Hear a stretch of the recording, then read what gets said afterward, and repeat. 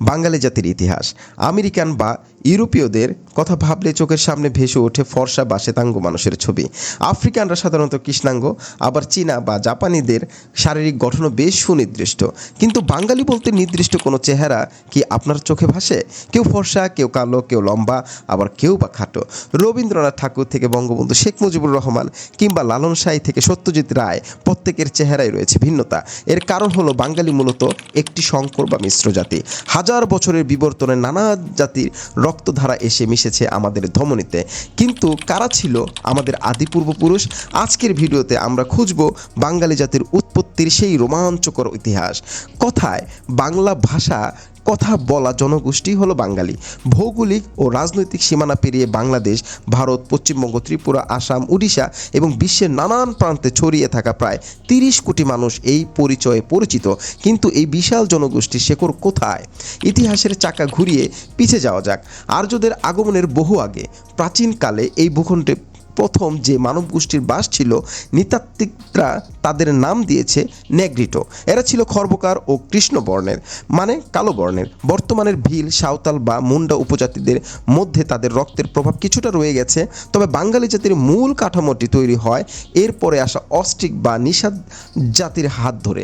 প্রায় 5000 বছর আগে ইন্দো চীন থেকে এরা বাংলায় আসে এবং নিগ্রোটোদের উৎখাত করে বা তাদের সাথে মিশে যায়। আমাদের খাদ্যাভ্যাস, বিশেষ করে ভাত ও মাছ খাওয়ার রীতি মূলত এই অস্ট্রিকদের ধারাই সম্ভব হয়।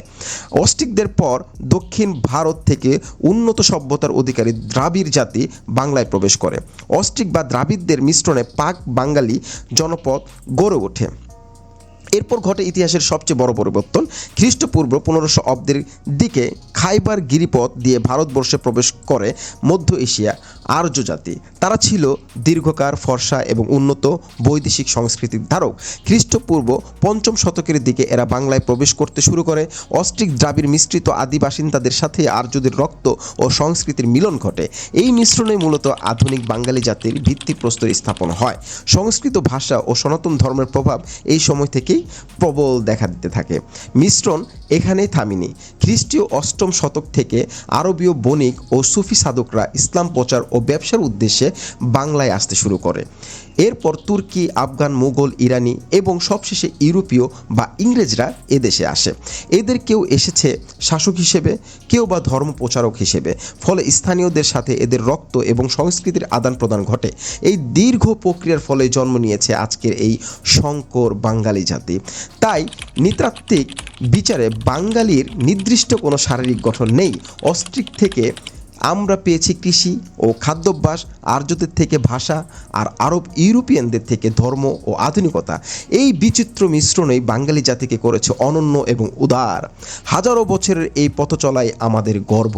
বাঙালি জাতির ইতিহাস নিয়ে আপনার কোনো মতামত থাকলে কমেন্টে জানান। ইতিহাস ও ঐতিহ্যের এমন আরও তথ্যবহুল ভিডিও পেতে লাইক, কমেন্ট, শেয়ার আর সাবস্ক্রাইব করতে ভুলবেন না কিন্তু।